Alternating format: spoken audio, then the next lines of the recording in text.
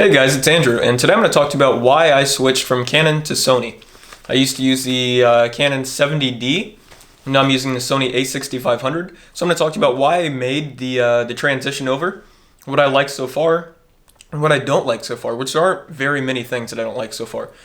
I'll also do a review probably of the camera, and then maybe a 3-month mark or around there of kind of over the 3 months what I've thought about the camera, what I like about it, what I don't like about it once I use it more, because I've only used it for a couple photo shoots and video shoots as of right now.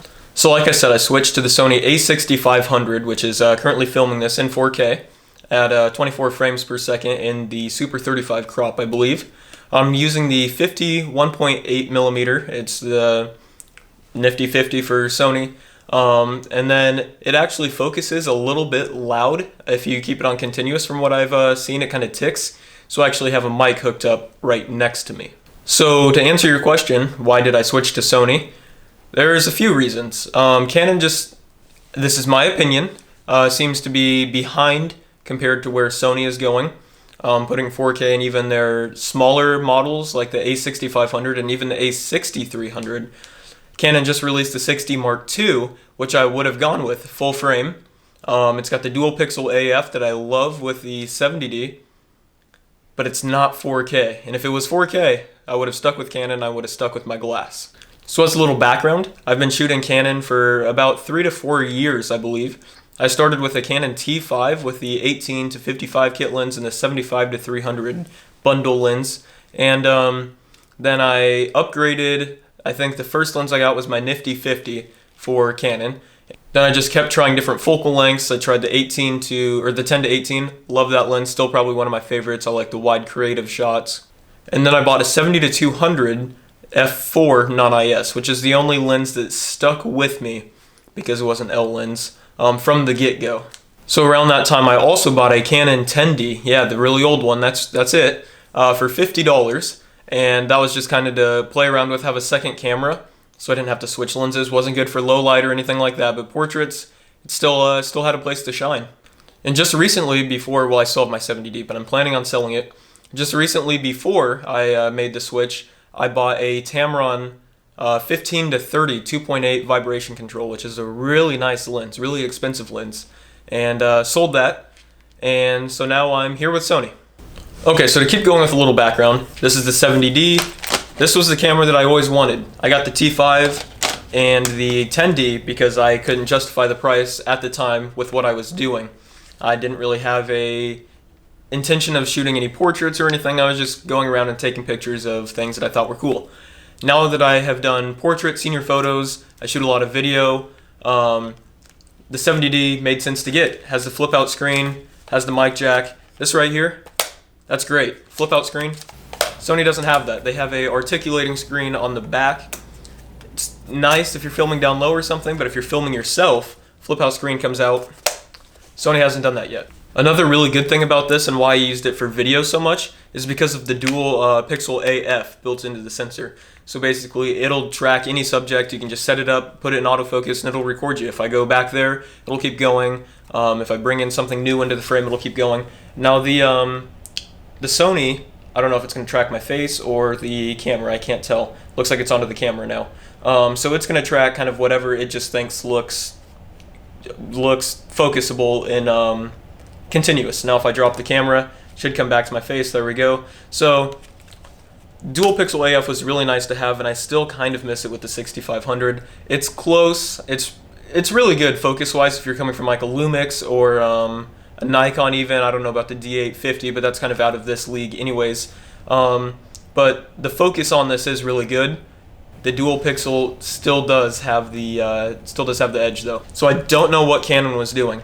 The 60 Mark II with dual pixel AF and 4K, they'd be flying off the shelves. But they didn't include the 4K, and it still is a pretty popular camera with YouTube. But it's just 1080, which in 2018 I understand most people are watching on a phone, but being able to crop in and having the future proof to have your camera for a couple years is really nice assurance to have. So I really only had this camera for about a year, a little over a year. A great camera. I still haven't listed it for sale just because I like it so much. and it's nice because I have the 24 to 105 on here, which is a nice filler. Even though it's only an f4, it's a nice filler from the 50 1.8, which is the only lens I have for Sony. So if I need a wider shot until I get that Sigma, I pull out this, and I can't really tell the difference unless you're looking at it on a big TV in 4K. So like I said with 4K, I just noticed that there are some things that this wasn't capable of for me. 4K being one of them. Like I said, I don't need it, but for me, I like looking at my projects in 4K. I don't know why. I like having that extra resolution. I'm a pixel peeper, and also having the addition of S-Log. So I believe the Sony a6500 has S-Log 3, maybe 2. I believe 3. Don't quote me on that. Haven't actually gotten into it yet. I'm not going to talk too much about log, but what log does is it basically records a super flat, high dynamic range image with not really much saturation or contrast, and then you bring that back in later in your editing software along with some vibrance and colors, and you're going to get a really clean looking image. So there are two cons that I can think about this camera. The first one, battery life. I did a lot of research, and I know that a lot of people were talking about how bad the battery life is on this camera, so I wasn't expecting much, and I've actually been pleasantly surprised. I don't know times or anything because that's going to change for what you do, but I have been able to go on a full photo shoot, just half day, camera off, and I'm not using it, just taking photos on one battery. Now that's not a full photo shoot, or that's not recording video as well. Video obviously in 4K is going to hog up some battery, and then you probably will be looking at changing it a couple times a day. I got two other batteries, and I actually haven't had to use them yet because I've just been recording little videos or just one small photo shoot at a time. So I've just been recharging this one, and I've been fine. So I've used other Sony bodies. I've never used this one until I used it in the store. But I've used the A7R II and the A7S II, and those are both very nice cameras. A7S for the low light, A7R II for your high megapixel count. And I really liked the A7R II. Focus wasn't as good as like the 6500, but it was a really nice camera.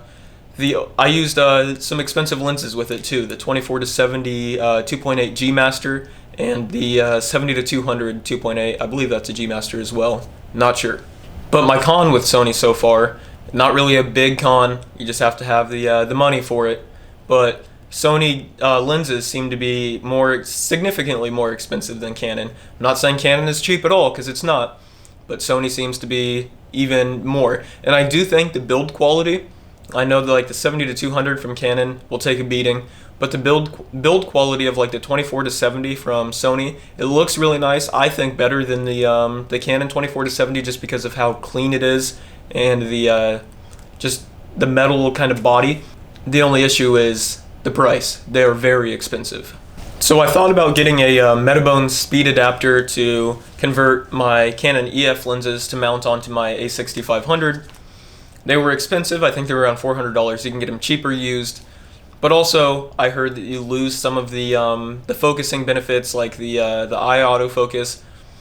Now, I haven't actually tried it, so I don't know, but I just read that online, and I didn't really want to take any chances, so I decided I would sell my Canon gear, and I would pick up Sony gear. So on the list is the 16mm, probably going to order that maybe sometime this week, and then the 85 for portraits. I'm looking forward to that as well. So I've only had the camera for about 2 weeks. I've taken senior photos with it, shot a little bit of a music video with it, as well as some with a 70D.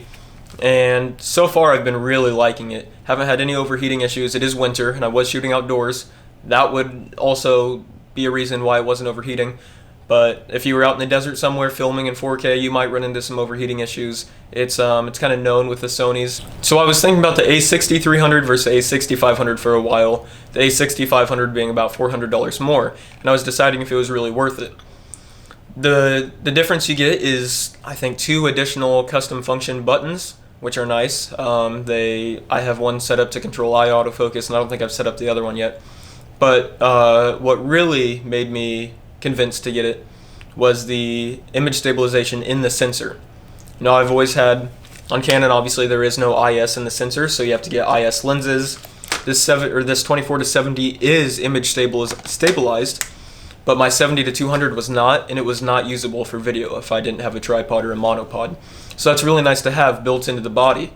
Then you can buy lenses that aren't image stabilized, and they will be stabilized. Or if you buy them with stabilization, it's going to be really smooth. And then if you even put that on a gimbal, is your camera even moving at that point?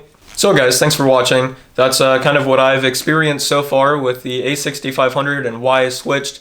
Stay tuned for a follow-up video of maybe 3 months later, what I think about it still, is it worth it, and then maybe even a review video. I know it's been out for a little while, but might do that. Let me know. Thank you.